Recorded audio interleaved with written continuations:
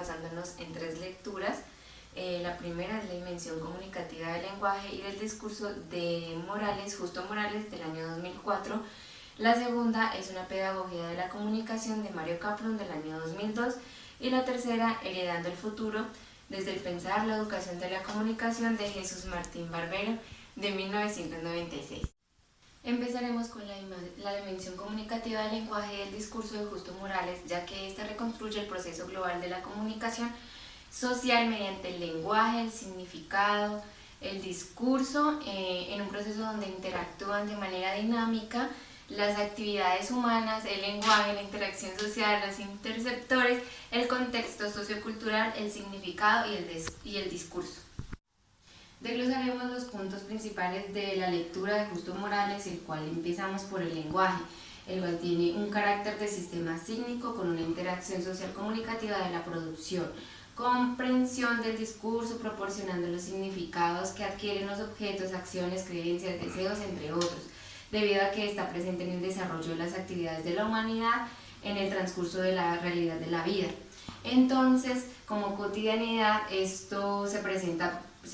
objetivada con un orden de objetos y significados hasta que los significantes, es decir, nosotros los seres humanos, le damos una orientación totalmente distinta a lo que venía antes, como sujeto de una interacción social. El segundo concepto es el significado, el cual se divide en 3 conceptos que lo componen y a la misma vez pues lo divide, los cuales son los signos, el significado y la significación. Los signos siempre dan la representación apuntando a algo concreto. La significación es la que se encarga de dar el significado a objetos, creencias, deseos, entre otros, es decir, la que informa. Y el significado es mucho más amplio y complejo, debido a que construye diferentes sentidos en el lenguaje, donde puede ser más persuasivo, atractivo o convincente. El tercer concepto es el discurso, el cual es la primera organización y manifestación de la unidad comunicativa real de interacción social, también de la actividad verbal humana, y a la vez es generador y regulador de la misma, lo cual le da sentido de unidad global comunicativa, designándose como la coherencia pragmático-semántica del lenguaje de la humanidad. La relación de los 3 conceptos se determina como competencia comunicativa, la cual se basa en el usar la interpretación social, en la experiencia finita de actos, del habla y de la independencia con datos socioculturales, para así generar un habla apropiado al ambiente en el que se esté, y se genera la interpretación de la vida social o base en ella para mejorarla individualmente.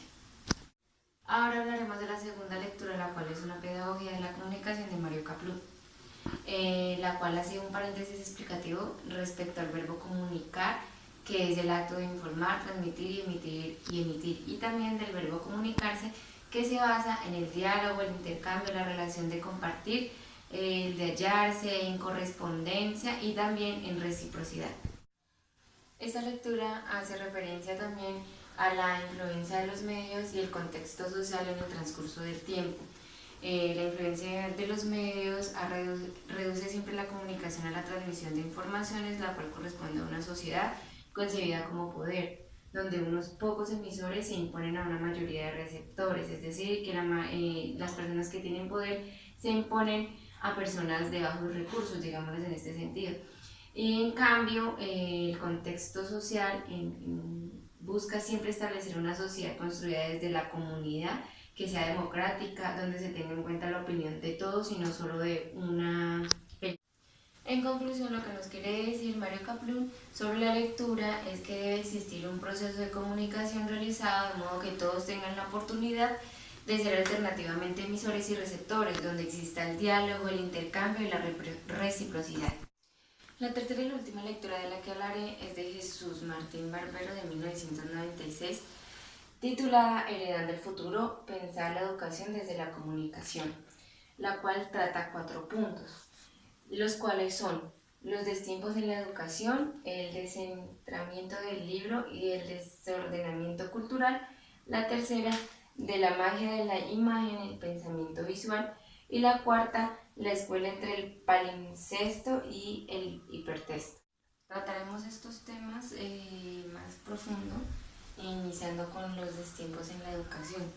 los cuales trata el desubicamiento en las actualizaciones con la educación y la comunicación con un nuevo campo de investigación y políticas. Asimismo, crea la posfiguración, la cual se introduce en la cultura donde el pasado hace parte del futuro de cada generación, pero también aparece la configuratividad, que trata sobre la conducta que crean o constituyen los contemporáneos. Aunque las dificultades que se presentan por los destiempos son dos: las deudas del pasado que no permiten avanzar y el aumento de la brecha en la producción de ciencia y tecnología. Un ejemplo claro es el estudio que ha hecho la UNESCO en América Latina, donde muestra los índices altos de la falta de educación. En segunda instancia tenemos el descentramiento del libro y el desordenamiento cultural, el cual trata la nueva cultura, o quizás mejor, el malestar en la cultura que experimentan los más jóvenes, es decir, es el desanclaje que la modernidad produce sobre las particularidades de los hábitos, las mentales y las prácticas locales. En ese proyecto de saber dónde comienza a abrirse camino a la posibilidad de dejar de pensar antagónicamente en la escuela y en los medios audiovisuales, pues si ya no se escribe ni se lee como antes, porque tampoco se puede ver ni representar como antes lo hacían. La tercera habla de la magia de la imagen al pensamiento visual, la cual trata del desencantamiento de una civilización logocéntrica de la imagen, la cual se refiere a que esta no puede ser sino sucedánea, simulacro o maléfico, es decir, que no pertenece al orden del saber, sino de la engañosa opinión, y su sentido estético está siempre impregnado de residuos mágicos o amenazado de travestismo del poder político mercantil. Aunque en contra de la carga de sospechas se abre paso a una nueva que de un lado rescata la imagen como lugar de estratégica batalla cultural y se descubre la envergadura de su medición cognitiva en la lógica tanto del pensar científico como en la lógica técnica. Es decir, que la imagen y su visualidad devenida la legibilidad, permitiéndole pasar del estatuto de obstáculo epistemológico al de mediación discursiva de la fluidez, la información y el poder de lo mental. La cuarta y por último punto es la escuela entre el palimpsesto y el hipertexto, la que quiere decir que los medios de comunicación y las tecnologías de información significan para la escuela un reto cultural, desde que la enseñanza de los maestros y aquella otra desde la que aprenden los alumnos.